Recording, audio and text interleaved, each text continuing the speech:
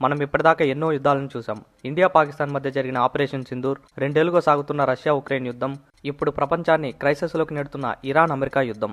కానీ మానవ చరిత్రలో చెరిగిపోని, ప్రపంచం ఎప్పటికీ మర్చిపోలేని ఒకే ఒక యుద్ధం రెండవ ప్రపంచ యుద్ధం. ఎందుకంటే ఈ యుద్ధంలోనే మొదటిసారిగా మరియు ఇప్పటిదాకా చరిత్రలో చివరిసారిగా ఒక దేశం మరొక దేశంపై న్యూక్లియర్ వెపన్ని ప్రయోగించింది. ఆగస్టు 6, 1945 సరిగ్గా ఉదయం 8:15 కేవలం ఒక్క నిమిషంలోనే ఒక అందమైన నగరం శ్మశానంగా మారిపోయింది. హిరోషిమా, నాగసాకి నగరాల్లో కలిపి 2 లక్షల మందికి పైగా అమాయక ప్రజలు ప్రాణాలు కోల్పోయారు. ప్రాణాలతో మిగిలిన వారు తరతరాల వరకు రేడియేషన్ వల్ల పుట్టుకతోనే అంగవైకల్యంతో పుట్టి నరకం అనుభవించారు. కానీ ఇక్కడే అసలైన ప్రశ్న తలెత్తింది. అసలు అమెరికా ఈ అణుబాంబుని ఎందుకు వాడాల్సి వచ్చింది? జపాన్ అప్పటికే ఓడిపోయే స్థితిలో ఉన్న ఇంతటి దారుణమైన నిర్ణయం తీసుకోవడం వెనుక ఉన్న అసలు కారణం ఏంటి? పూర్తిగా ఈ వీడియోలో మనం తెలుసుకుందాం. కాబట్టి ఈ వీడియోని చివరి వరకు చూడండి. 1939 సెప్టెంబర్ 1 హిట్లర్ జర్మనీ సైన్యంతో పోలాండ్పై దాడి చేయడంతో రెండవ ప్రపంచ యుద్ధానికి కారణమైంది. హిట్లర్ తన సామ్రాజ్యాన్ని విస్తరించాలనే ఆశతో ఈ దాడికి పాల్పడ్డాడు. పోలాండ్కు రక్షణగా ఉంటామని అంతకుముందే బ్రిటన్, ఫ్రాన్స్ దేశాలు ఒప్పందం చేసుకున్నాయి. జర్మనీ వెనక్కి తగ్గకపోవడంతో సెప్టెంబర్ 3, 1939 బ్రిటన్ మరియు ఫ్రాన్స్ దేశాలు జర్మనీపై యుద్ధాన్ని ప్రకటించాయి. దీంతో అఫీషియల్గా రెండవ ప్రపంచ యుద్ధం స్టార్ట్ అయింది. హిట్లర్ ఎలాగైతే యూరోప్ని ఆక్రమించాలనుకున్నాడో, ఏషియాలో జపాన్ కూడా అలాగే తన సామ్రాజ్యాన్ని విస్తరించాలనుకుంది. జపాన్ ఒక చిన్న ద్వీపదేశం కావడం వల్ల పరిశ్రమలకు అవసరమైన సహజ వనరులు వారి దగ్గర తక్కువగా ఉండేవి. వీటి కోసం జపాన్ పొరుగునున్న దేశాలను ఆక్రమించడం మొదలుపెట్టింది. 1931లో జపాన్ చైనాలోని మంచూరియా ప్రాంతాన్ని ఆక్రమించింది. 1937వ సంవత్సరం జపాన్ చైనాపై పూర్తి స్థాయి యుద్ధాన్ని ప్రకటించింది. అయితే రెండవ ప్రపంచ యుద్ధంలో జపాన్ ఎలా ఎంటర్ అయింది? అప్పుడు సోవియట్ యూనియన్, రష్యా అంటే జపాన్కి, జర్మనీకి భయం. ఎక్కడ తమ దేశాన్ని ఆక్రమించుకుంటాయో అని.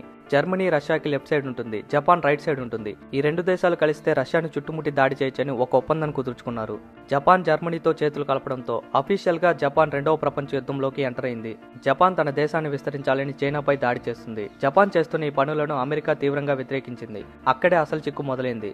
జపాన్ చేస్తున్న ఈ పనులను ఆపడానికి జపాన్ కి వెళ్లే క్రూడ్ ఆయిల్ సప్లైని అమెరికా ఆపేసింది. క్రూడ్ ఆయిల్ లేకపోతే జపాన్ యుద్ధ విమానాలు, నౌకలు కదలవు. అమెరికా క్రూడ్ ఆయిల్ ని ఆపడంతో జపాన్ అమెరికా మీద కోపాన్ని పెంచుకుంది.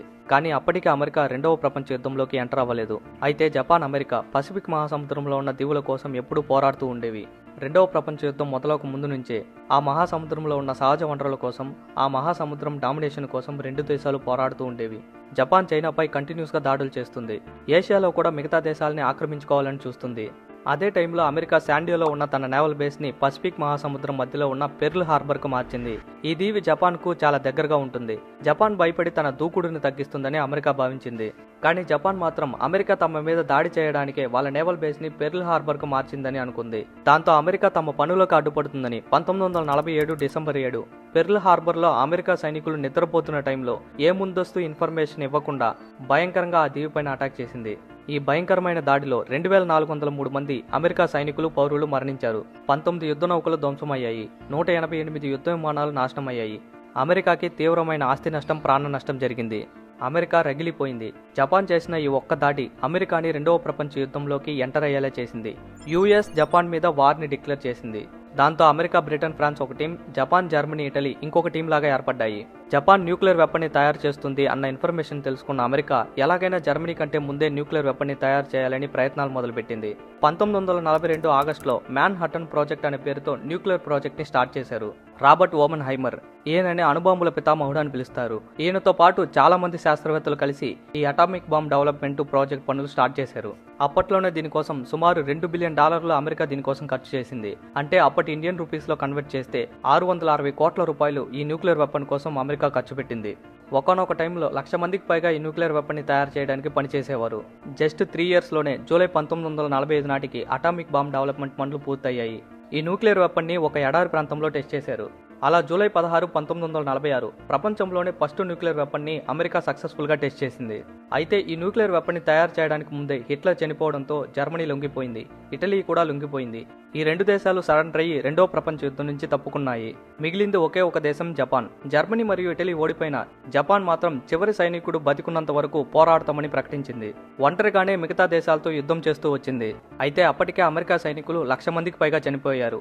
ఈ యుద్ధం ఇలాగే కొనసాగితే ఇంకా చాలా మంది సైనికులు చనిపోయే అవకాశం ఉందని అమెరికా భావించింది. ఈ యుద్ధాన్ని ఎలాగైనా ఆపాలని ప్రయత్నాలు మొదలుపెట్టింది. కానీ జపాన్ మొండితనం దీనికి అడ్డుపడుతూ వచ్చింది. జపాన్ ఎంతకీ లొంగకపోవడంతో జూలై 26, 1945 పోస్ట్ డామ్ డిక్లరేషన్ అంటూ ఒక లెటర్ అల్టిమేషన్ ని జారీ చేశారు.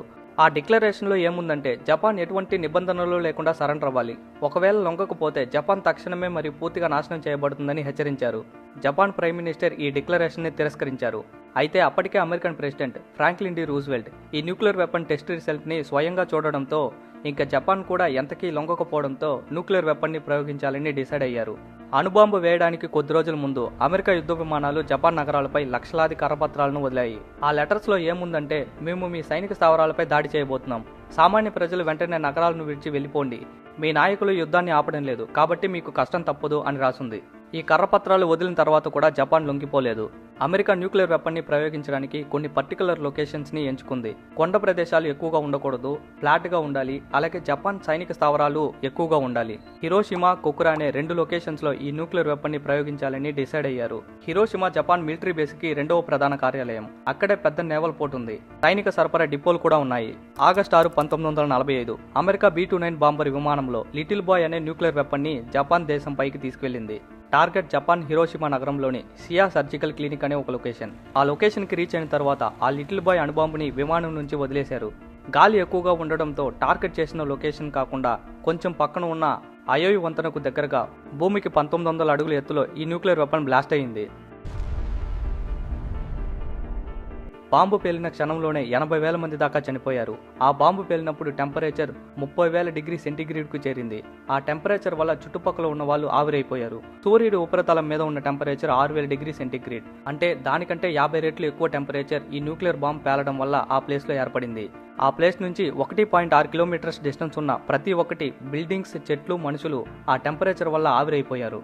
ఈ న్యూక్లియర్ వెపన్ యూజ్ చేసిన తర్వాత కూడా జపాన్ సరెండర్ అవ్వలేదు. జపాన్ ఏమనుకుంది అంటే వాళ్ళ దగ్గర ఒక్క న్యూక్లియర్ బాంబ్ మాత్రమే ఉంది అనుకుంది.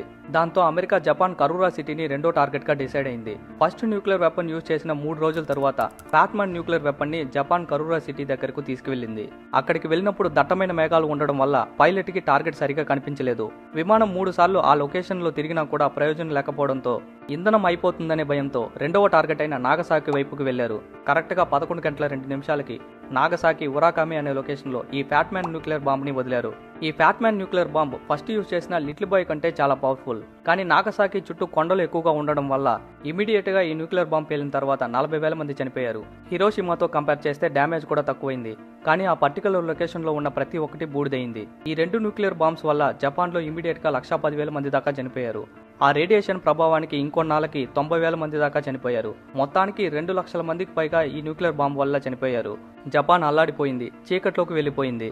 కరెక్ట్గా 3 రోజుల తర్వాత అంటే ఆగస్టు 15, 1945 జపాన్ ప్రధానమంత్రి రేడియోలో మాట్లాడుతూ జపాన్ ఓటమిని ఒప్పుకుంటుంది, యుద్ధాన్ని ఆపేస్తున్నామంటూ ప్రకటించారు. అయితే September 2, 1945 Japan foreign minister, military generals surrender notice పై సంతకాలు చేశారు. అమెరికా జనరల్స్ కూడా ఆ నోటీస్ ని తీసుకున్నారు. ఈ సంతకాలతోనే 2వ ప్రపంచ యుద్ధం అఫీషియల్ గా ముగిసింది. ఈ న్యూక్లియర్ అటాక్ లో దాదాపుగా 2 లక్షల మందికి పైగా జపాన్ ప్రజలు చనిపోయారు. ఆ రేడియేషన్ వల్ల కొన్ని తరాల వరకు అక్కడ పుట్టే ప్రజలు అంగవైకల్యంతోనూ, చర్మ సమస్య వ్యాధులతోనూ పుట్టేవారు. జపాన్ కొన్ని సంవత్సరాల వరకు చీకట్లోకి వెళ్లిపోయింది.